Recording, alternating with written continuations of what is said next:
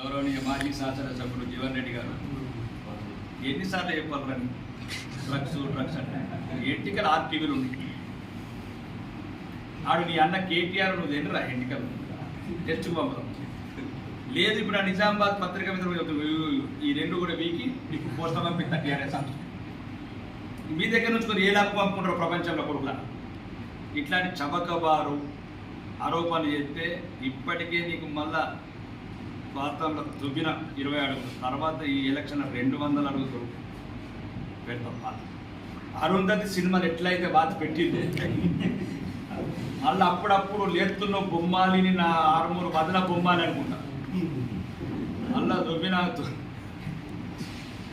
లోపల బాధ పెట్టి దొబ్బినాను ఒక పైకి లేదు. వ్యక్తిగత అనుకుంటు చౌకబారు అనుకుంటున్నాను. దమ్ముంటే ఏదో నేను అవినీతి చేసి తీసుకొచ్చాను. నేను రేవంత్ రెడ్డికి ఛాలెంజ్ చేస్తాను, రేవంత్ ఓడిపోయినాడు కాబట్టి చౌకబారు డ్రగ్స్ ఇంతకుముందు పంపించిన ఆర్టీవీ నువ్వు ఇప్పుడు పెట్టినా. ఇప్పుడు అలాంటి మీ మిత్రులకు కూడా చెప్తున్నాను, పత్రికా విలేకరులు అందరికీ, మీడియా మిత్రులకు, ఏదికలు టీఆర్ఎస్ భవన్ పంపిస్తున్నా. నిజమే, టీఆర్ఎస్ పంపించి పోస్టులో పెడతానండి ఎంకరేజ్మెంట్. పంపించిన తర్వాత మీరు ప్రపంచంలో ఏ ల్యాబ్ పంపించుకుంటారో పంపించుకోండి. జీవితం ఎప్పుడన్నా నేను డ్రగ్స్ ముట్టింది ఏ శిక్షకైనా సిద్ధం లేదు. నువ్వు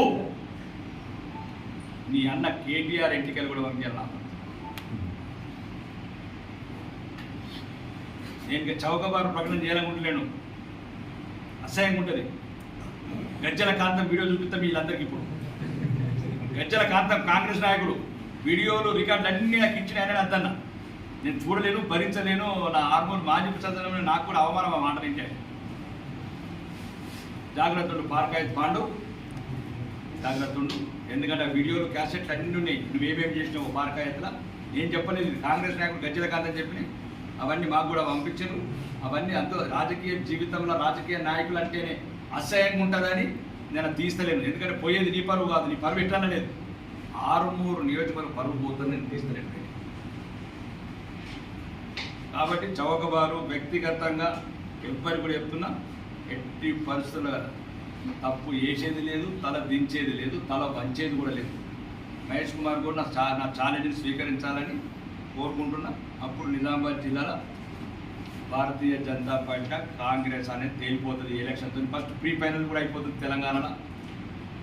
దీని మీద మాటకు ఛాలెంజ్కు కట్టుబడాలని మహేష్ కుమార్ గారు